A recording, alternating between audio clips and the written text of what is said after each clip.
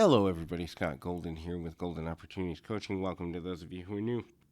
Welcome back to those of you who are seasoned veterans of what we do around here. What we do around here is we bring about conversations about a variety of emotional, psychological, and coaching related topics on a daily basis, or usually on a daily basis.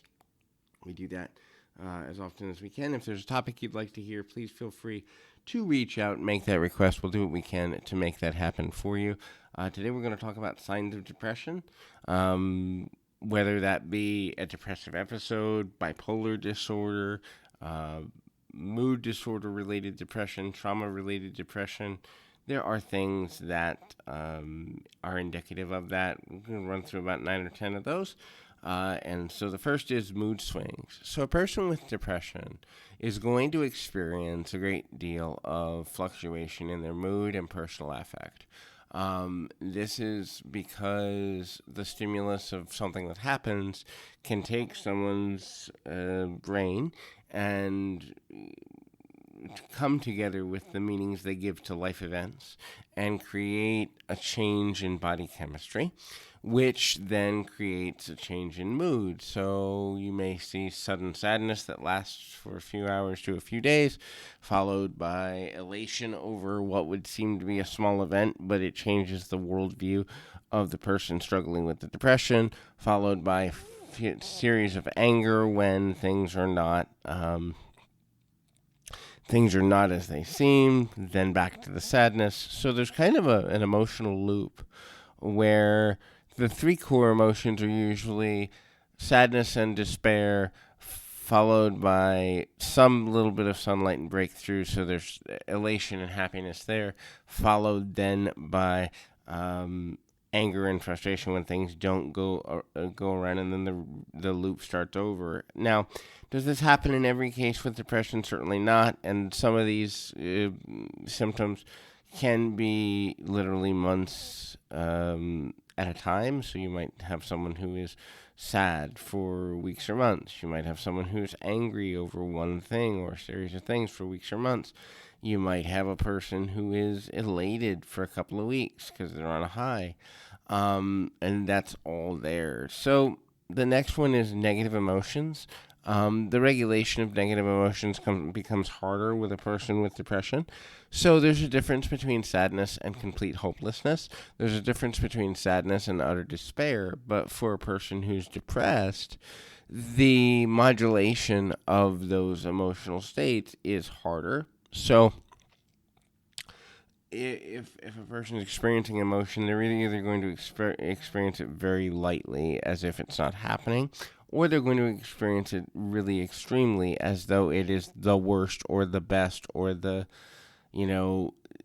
biggest travesty of justice ever if it's anger. In other words, the ability to experience emotion in moderation is significantly reduced for someone who has a history or is exhibiting depressive symptoms.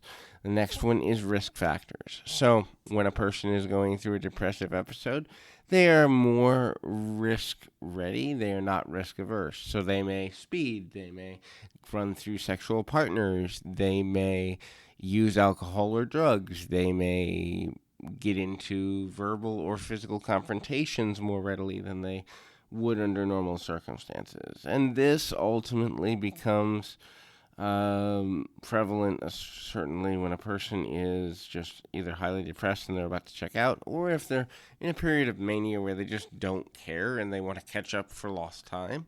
Those two extremes can bring out risky behavior. And so the next piece is their energy is all over the place. So one day they may be really extremely excited about something. The next day they may have difficulty getting out of bed. These cycles can go in ups and downs within a day or ups and downs within several weeks. So it's very rarely that you see a person who has a couple of days of, severe depression or sadness followed by the elation, which is the other side of the depression. Usually those things last in, let's say, 3 to 7 to sometimes in really extreme cases 14-day cycles. But what you have is an overwhelm of shift of emotion. There's a hardship in the actual shifting of emotions. Um, there's a lot of internal pressure, which is the next point I want to make, on the person to get it right. So that pressure is, I've got to feel better. I've got to feel better. I've got to feel better. I can't feel this happy. I'm a fool. Or I can't feel this sad. Someone's going to judge me. Or I can't be this angry without giving it an outlet. So that's why people that have severe depression, even though they look just angry, may commit violent crimes, because in reality they're so sad. It's just like, oh, forget it. It doesn't matter anyway. I'm not thinking about the consequences. I'm not thinking about a year from now or a month from now or even a week or two from now. I may not even be thinking hours from now. All I'm thinking about is the need to express this emotion in a visible, viable, and vital way. That's a major thing. So if you notice too, people with depression, their cadence of speech will change. If they're having difficulty with concentration, which is another symptom, they may actually speak very slowly or somewhat disjointed. Their thoughts may trail. They may have difficulty finishing sentences or paragraphs of thought.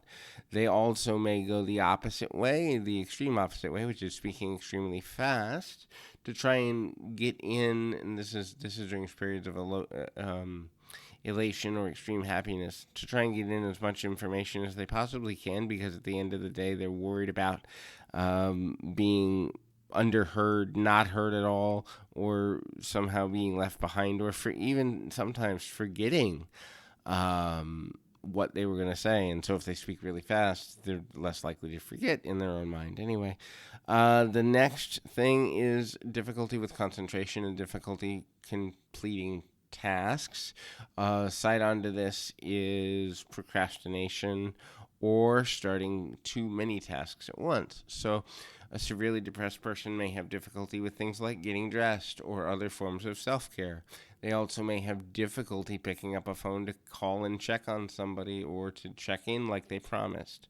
Things that to you or I may take 30 seconds to 15 minutes can take someone with depression all day, and it really feels like they just climbed a mountain. It feels like they did something that felt insurmountable in the beginning. So there's a feeling of, why did it take me so long? And then it refeeds the lack of serotonin and dopamine, but also there is this small feeling of accomplishment of, hey, I actually did it.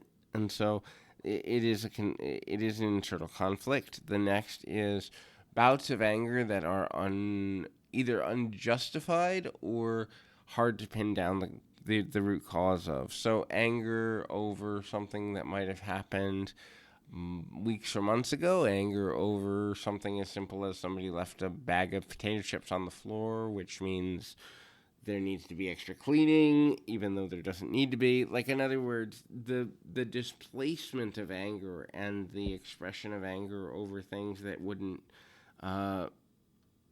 bother a typical person becomes extremely prevalent, because the root cause of the anger that's causing the depression is not being addressed. Therefore, every little infraction feels like it's an insurmountable thing. So, two more that are more easy to spot in the last two: difficulty with sleep cycle, sleep schedule, and amount of sleep. So this goes to two extremes: either not sleeping at all, insomnia, pushing oneself to the point of physical exhaustion and exertion, or sleeping too much, and kind of never feeling rested. I know when right before my body crashed with my health challenge, and I lost, and I went into this in another audio, but I'll do a 2-minute version here. I lost a primary relationship. I lost the place I was staying, and my business was cut in half, all within a 4-month period. And I openly will admit I went through a period of depression that affected my body and wound me up in a nursing home because I wasn't taking care of myself for a while. So it happens, even to those of us who don't have a history of mental instability, or those of us who come from families and we think we've mastered our are challenges. It can happen to anyone. And that's why, if it is happening to you, I encourage you to get some help, work with a counselor, work with a coach, work with a minister, work with a psychologist, work with somebody. Because most of the time when we're going through these things, it's virtually impossible to see ourselves in the proper light, to get the help we need for ourselves. The next is issues with food. So issues with food can include, but are not limited to, overeating or undereating. So again, it's an over-under. Binge eating becomes an issue when a person's excited. They want to experience everything they possibly can. Starvation becomes when a person is depressed and they will go through either not thinking to eat, not remembering to eat, or actually having appetite suppression as a part of their daily experience. So hopefully these are helpful to you. I encourage you, keep your feet on the ground, your mind in the moment. Until next time, everybody.